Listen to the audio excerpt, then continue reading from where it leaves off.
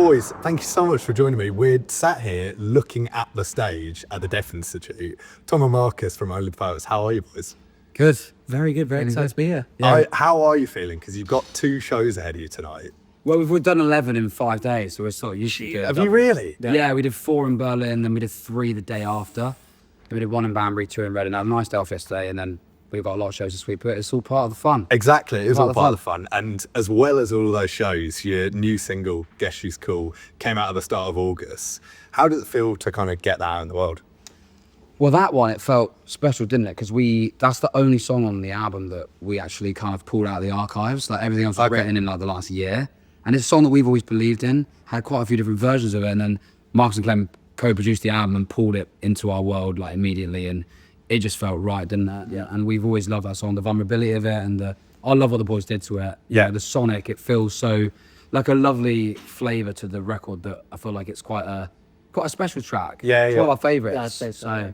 And it's not a secret because you can see it. It finishes the album as well. So I was going to say song, it's right at the end. It's right at the end. We felt like that lovely little upright piano at the end. Yeah, No, definitely. Yeah. Well, you speak about the record there. Your second album, And I Do It Again, is out soon. Well, I was going to say it's out soon. It's out in quite a while. It's out in January, right? We actually haven't released an album. It's our debut album. Oh, was it? It's our debut, yeah. Because you're probably thinking we've released an album because we released so...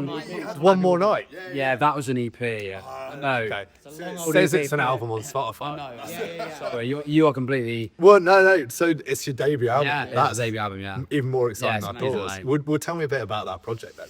Well, the great thing about it was that the songs that we were writing and recording kind of inspired us to finally make the album. We didn't sit all in a room and go, right, we're going to write the album now. The songs that we were creating felt cohesive and felt like the best things we'd done, and we just felt really inspired at that time, so we decided to go ahead with it, didn't we? And having Marcus and Clem co-produce it with our friend Dan, who's an amazing producer, has made it immediately feel so cohesive, and it's just been so nice to keep it so in-house with the boys. Yeah, definitely. It all came at the right time for us. I feel like the debut album, you could easily overthink that process, but like Tom said, like the songs kind of came, the production just kind of started to fall into place, and we're like, oh, we actually have a record we're really proud of. Definitely. Which is great. I mean, it kind of felt like the most seamless thing we've ever done, which was lovely for something that potentially could be the most stressful. It wasn't. It was like Mark said, it just happened so naturally. Yeah, I mean, even the singles so far that you've released kind of all flow together nicely. There's kind of, I noticed there's a theme you mentioned earlier, they're all quite vulnerable. Is that kind of something that you really look to dig into on the album?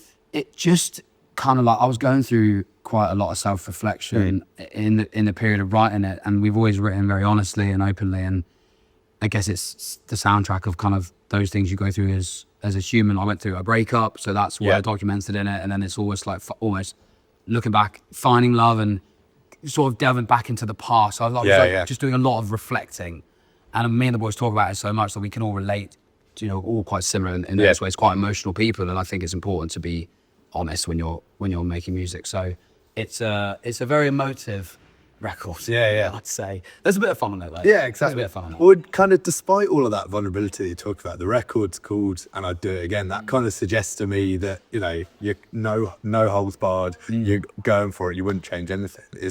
Have I read that right? No, that's it. It's like everything happens for a reason. Yeah. It's like a soundtrack of not just the 7 years of being in the band, it's like our whole lives and what we've been through as individuals, all the like highs and lows, and embracing them and thinking, you wouldn't change any of it because everything kind of happens for a reason, right? And it's led us to where we are now. Yeah.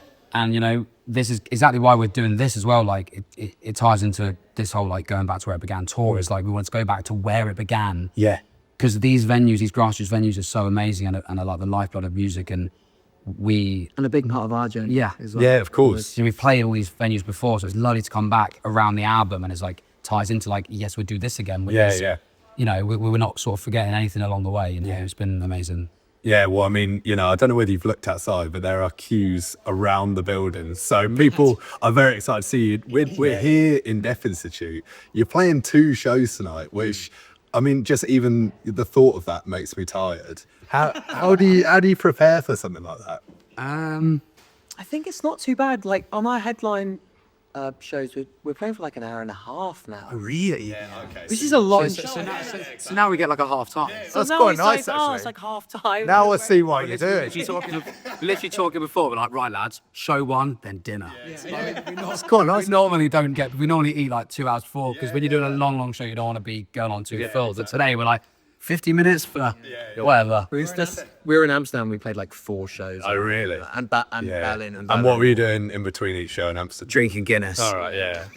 It's actually pretty Whatever great. you say. It sounds amazing. So. Yeah, we were in an Irish pub, so we had to do that. Oh, okay. No. But what are you eating in between shows? Because you don't want, as I said, you don't want anything too viscous. I mean, me and Marcus, because we're like the most active Yeah, movers, I feel like we have to be a bit careful. Like one time, do you remember when we ate that curry?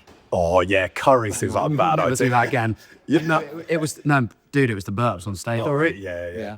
I was like, I'm not going to be too gross, but there was some interesting herbs and Yeah, spices. I can imagine. Yeah. So is show 2 tonight? That's the spew show. That's when you get everything out, quite literally.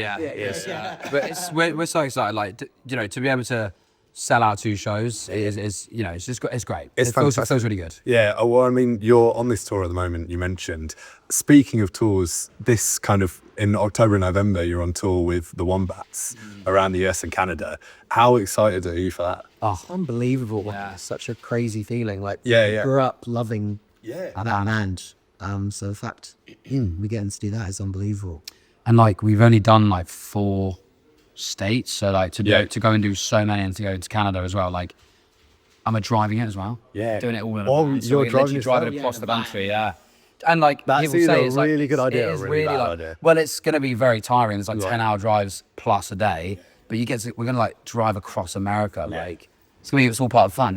Every band we spoke to, they've always said, if you're going to tour US, you have to do it at least once. Get it. Because you get to see everything. Yeah. Brilliant, yeah. So it's like more of a road trip. Yeah, it literally. Like definitely. mostly And driving. 30 minutes a night, like when you do, after doing like an hour and a half, you're like 30 minutes, mate. Exactly. Chilling. Easy. Yeah. Fine. To have a curry. drive. Yeah, 12-hour drive. Literally.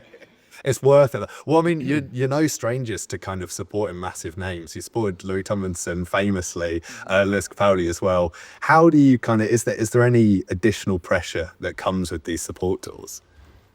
I mean, we really embrace it because you're getting put in front of so many new people that won't know who you are. Yeah. I think we're good at embracing it. There are nerves. I mean, I remember when we did Louis, that was just after COVID. So like we went from like working our normal day jobs, because at the time then we just had like normal jobs, and then we were like going and playing in front of like 15,000 people. So I like, think it's the sheer size. the size of them, like we've like our first ever arena, like we got everyone to put their lights in the air, and I'll just never forget Brilliant. that moment. Yeah, I So bet.